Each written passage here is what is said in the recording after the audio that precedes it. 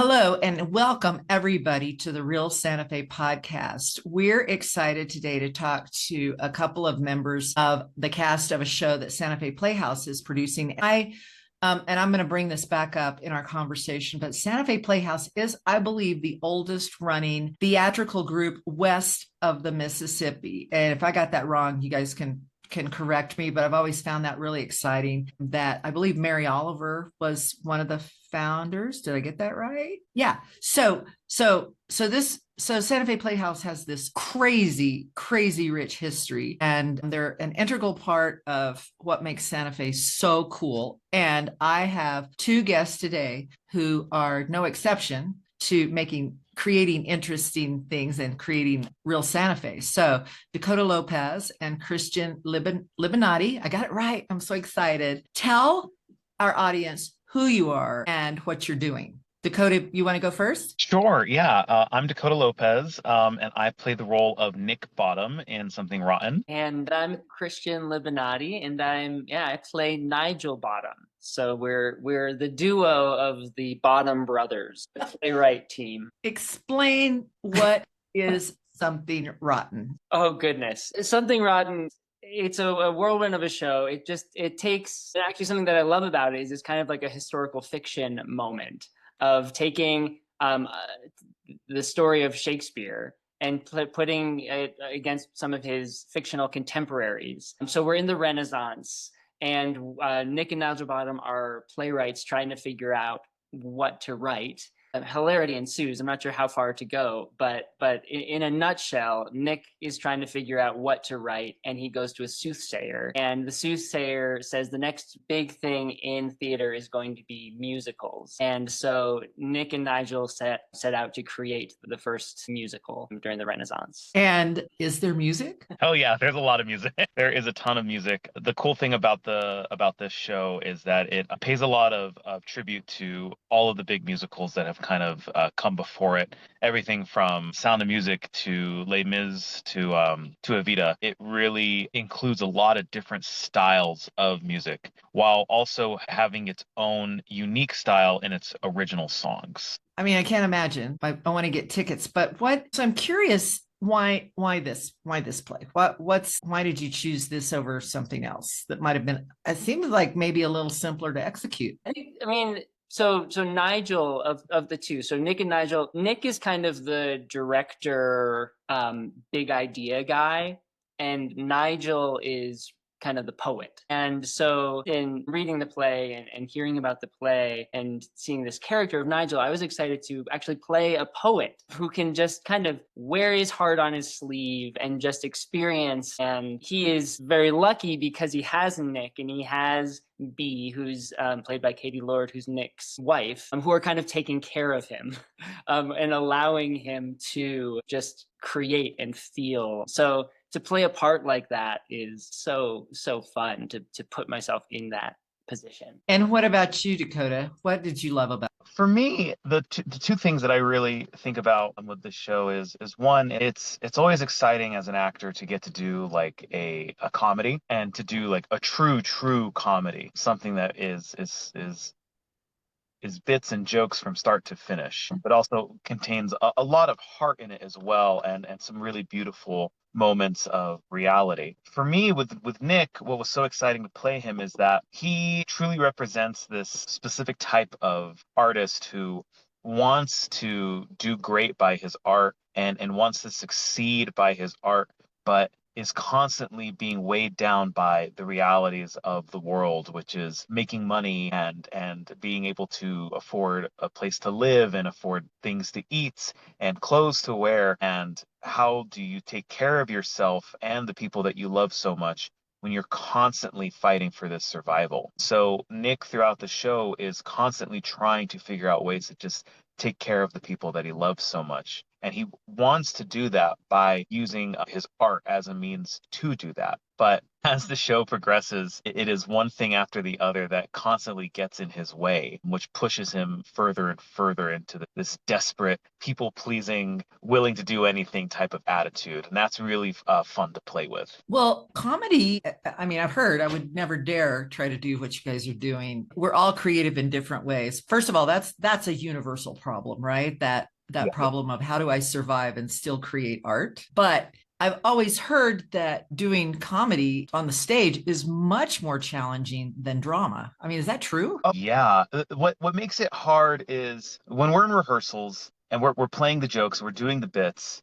Um, sometimes some of the cast will laugh, or even us. Christian and I have had many moments of just kind of breaking on stage in rehearsals with each other. 'Cause Christian is just he's hysterical, and the actress who plays my wife, Katie Lord, also just phenomenally hysterical. When you're doing it on stage for an audience, what you can't ever predict, and I've done a few comedies before where this has happened, but you can't ever predict what the audience is going to find funny and what they're not. And sometimes this weird thing happens where we'll do the jokes that the script has written for us, and the audience doesn't really react to it.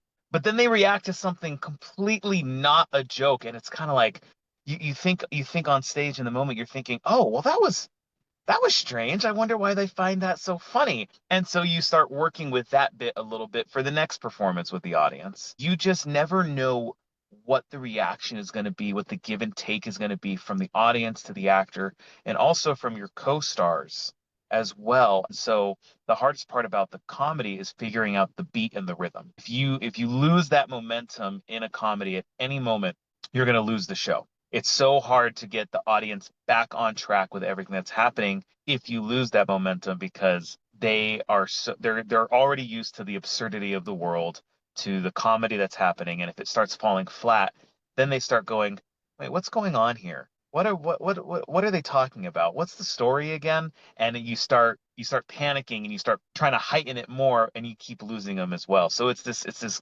delicate balance of give and take. And I'll just to also echo what Dakotah's saying, of like, I've been in rehearsals for comedies where there's literally nobody laughing the entire rehearsal process, or they laugh the first time and then it never, nobody laughs again. In this process, I think every single day people are laughing at the jokes just because they're so funny. And of course, like the performances, again, in addition to what Dakotah was mentioning, Travis Burge and Jet Terry, and like Travis plays the soothsayer and Jet plays Shakespeare. And they're just delivering these lines that, to me, seemingly the cast, it never gets old. And I just think the way that the script is written, it's just so much fun. So I'm excited for audiences to see that. So are you saying that the soothsayer gives you the idea that the next wave in theater is going to be a musical, and so you sort of attack that without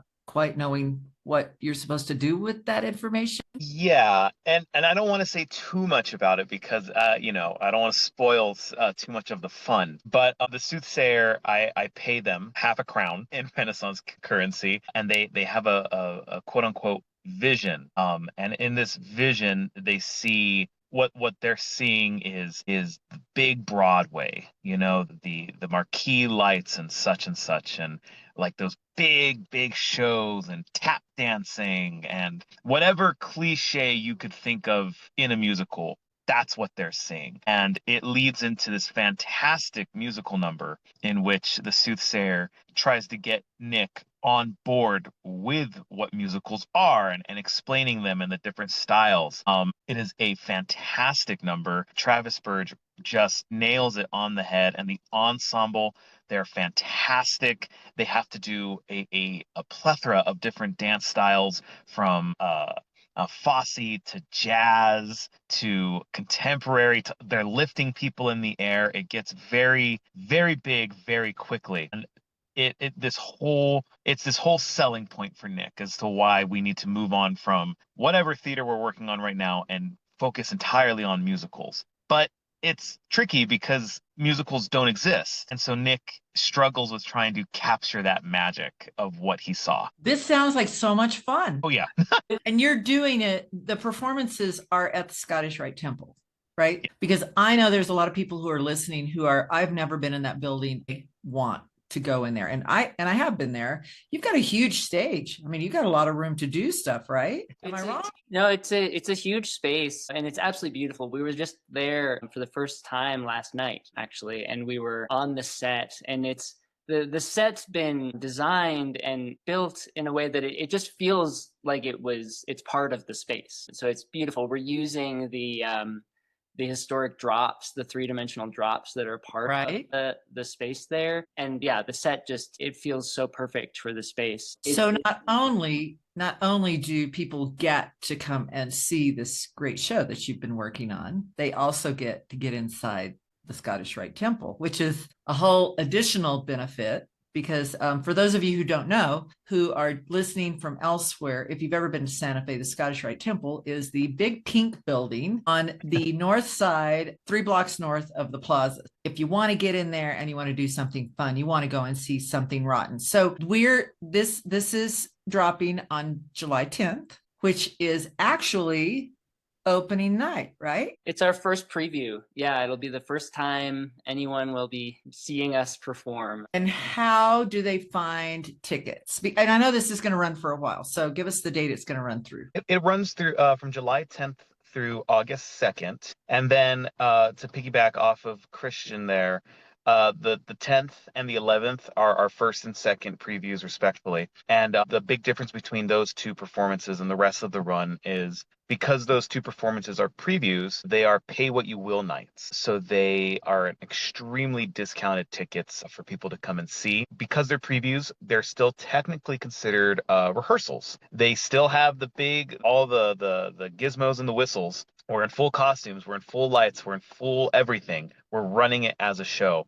It's just that if something happens, we call hold for the actors on stage or something like that, which is exciting because it's live theater and people love seeing live theater do live theater things. But then the 12th is the official opening night performance. And the following weeks, Thursday through Saturdays, those will be our performance nights, with Thursday, Fridays, and Saturdays having a 7:30 o'clock showing. And we're also doing double show days on Saturdays. So we'll have a 2 o'clock matinee along with that 7:30 o'clock showing as well. So from July 10th through August 2nd, you're going to have evening performances Thursday, Friday, Saturday, and then you're going to have a 2 o'clock appointment. I'm sorry, I'm talking like my other life where I'm a realtor. You're going to have a 2 o'clock performance on Saturdays every week. Oh, yeah. It's a lot. Well, so let's go back. I want to talk a little bit more about the show. If you had to choose a favorite piece, Christian, what's your favorite part? What's your favorite moment? Sure. I think my favorite moment is actually toward the end. And there's going to be I'll give you a little spoiler here. I think it'll be all right because it's just ridiculous. So Nigel has this monologue where he actually develops the story for Hamlet, for Shakespeare's Hamlet. And through the soothsayer, Nick goes back to the soothsayer and asks the soothsayer, what will Shakespeare's biggest hit be? Because he wants to know that he's going to make a sure hit. And the soothsayer is not the best soothsayer. So instead of saying Hamlet, he says omelet. So Nick says, okay, great, we need to write this big play about an omelet. And he gets bits and pieces of the story of Hamlet. So he brings that back to Nigel, and Nigel sees all of these stories, and he's trying to write something that's true and honest and from his experience. And so from the bits and pieces of Hamlet, Nigel actually develops Hamlet, and he has this big monologue about what happens, and he descends into madness, and everybody dies, and the stage is covered in blood and death and bodies, and he quotes, he starts to speak the words of Hamlet for the first time.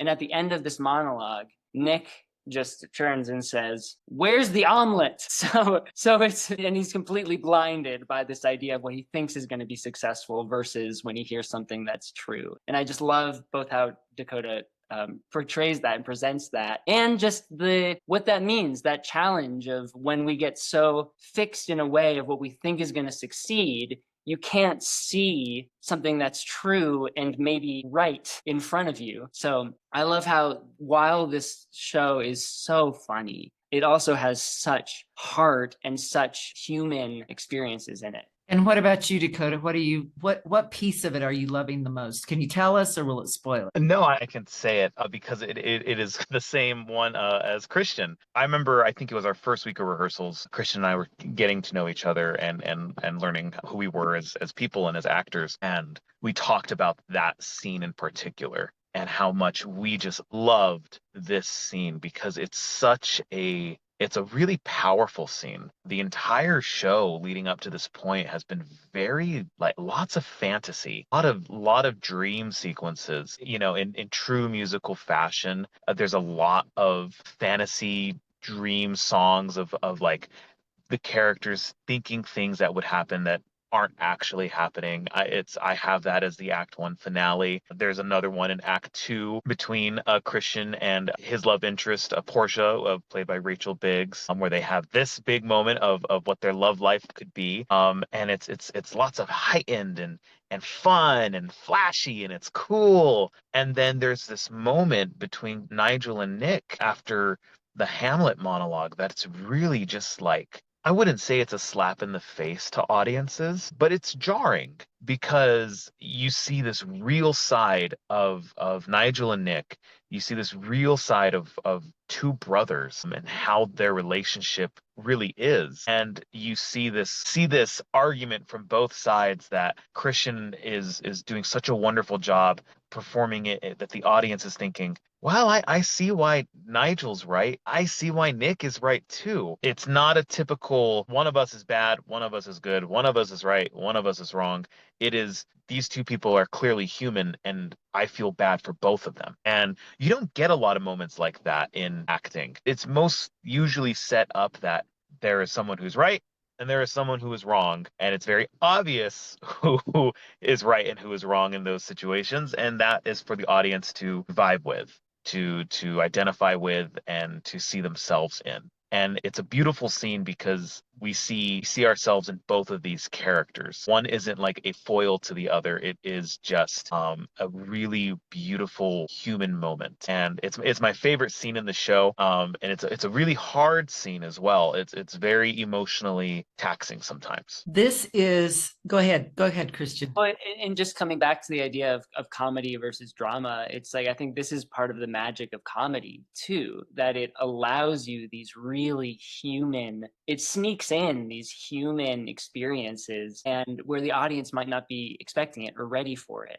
And that allows people to receive it in a completely different way and really see themselves on stage in a way they may not so much or feel more removed from a more dramatic piece. So it's really exciting to be able to share that. The Santa Fe Playhouse has this, as I said in the beginning, this really rich history. And is it sometimes intimidating to think I'm part of the building blocks? That I'm just curious if you think, wow, I'm part of something that is so cool. Santa Fe Playhouse is so cool. Who talk to our listeners a little bit about the heart of Santa Fe Playhouse as you understand it, because you're doing it. This is a huge service in the community, I think, and it's one of the defining. It's something that a lot of people don't know about. A lot of people who live here don't know about, and yet I'm just in boomer language. It's one of the coolest things about Santa Fe, I think. Tell me what you think. I think that it is truly exciting to be part of a legacy like that in sharing theater, and it just goes to again the importance of it that this space has been operating for so long, over 100 years, and it's actually interesting in this musical toward the end, again, I don't know, I'm giving spoilers left and right, but it just doesn't matter because it's just all so funny. But at the end, Nick and Nigel end up actually coming to America and bringing musicals. So in a sense, it's fun to be doing that in such a historic space and sharing, this art form that is so has had such a wonderful history as well in this space. Dakotah, do you have anything you want to add to that about being part of Santa Fe Playhouse? It's really magical. I always get a sense of feeling whenever I'm on a stage of all of the history and the energy and the amount of people that must have stood where I'm standing and walked where I'm walking, and it's beautiful. And the Playhouse is such a of theater and has so much history, and I hope 100 years from now actors on that stage are talking about Christian and I, and being like, oh, did you know that Christian and Dakotah were here in this space once and did these shows here, and you know, for it goes for everybody in our cast. Everybody is working so hard, and it shows that they're working so hard. And I'm so proud of every single person that's on stage with us right now at the Scottish Rite. And it is a beautiful thing to think about that this cast of 22 people, this production team, this crew backstage is all contributing to this history and this legacy that the Santa Fe Playhouse has cultivated over the years. Yeah, and there's just also such an exciting energy that Anna Hogan and Jessica Mara are bringing to the Playhouse. So they're the artistic director and managing director. The ambition that they have, the insights and that they have, the care that they're taking in their programming. I think it's really exciting to see how the Playhouse, again, even though it has a long history, how it continues to evolve. And it probably that's why it is, you know, again, one of the longest running theaters in the country. So it's exciting for the history of it as well, or for the future. I'm going to apologize right up front for not knowing the answer to this question, but that's why I'm here. Maybe you can answer it. Other than ticket sales, is the Playhouse a nonprofit that people can support? Yes. Yeah, absolutely. It's a nonprofit, so they will certainly accept donations, tax deductible donations. It's a great service to the community, and so yeah, please do go to their website www.santafeplayhouse.org, and you can learn. And you can also get tickets there, right? Yes. Well, I'm going. I'll have to buy a ticket for the weekend after this one. I mean, I'm out of town the 11th and 12th, but I want to come in and see you and say hello and laugh until I fall out of my chair, because that sounds like what's going to happen, right? You have no option. It's truly just happen. It is one of the hardest shows to perform in because my co-stars and our ensemble do some things that are just so funny. I'm biting my tongue on stage to keep myself from laughing at them. It is quite the challenge. So if I'm struggling up there, I know that everyone in the audience will be falling out of chairs for sure. I highly recommend coming early because there's even more chance of us just cracking, especially those first previews. I feel like, you know, we're just going to be cracking up. So we'll try not to, but no promises. Well, for those of you who are listening on July 10th, show up at Scottish Rite. What time are the performances? I'm sorry, I know you said this, Dakotah, but No, not a worry. The evening performances are at 7:30. Typically, I don't know if it's different at the Scottish Rite, but typically the house will open at 7 o'clock, so people can start filling in and getting into their seats and getting nice and comfy and finding where the bathrooms are. It's usually what I'm doing when I go to a theater. But the show will start at 7:30, and then the matinee performances, the afternoons, are going to be at 2 o'clock. With, again, typically the house should open at about 1:30. And is this something we can bring our kids to? I mean, you know, if you've got some tweens and teens, would that be a good something fun to do with your kids? Oh my gosh, absolutely. It's just so fun, and the laughs don't stop. So yeah, and again, if you love musicals, you'll get so many fun references. If you love Shakespeare, you'll get so many fun references. If you hate musicals or you hate Shakespeare, you'll still have an amazing time because it's so lighthearted and just so irreverent that it's something that I truly think anyone. I can't wait. And I'm so thrilled that you both agreed to come on the show and talk about it, because this is just another, so you can go to the opera or you can go to see Something Rotten anytime between July 10th and August 2nd on a Thursday through Saturday night or Saturday at 2 o'clock. Thank you guys for being on the show. Thanks for having us. Thank you. It's fun. Always fun, but this was really especially fun. Thanks.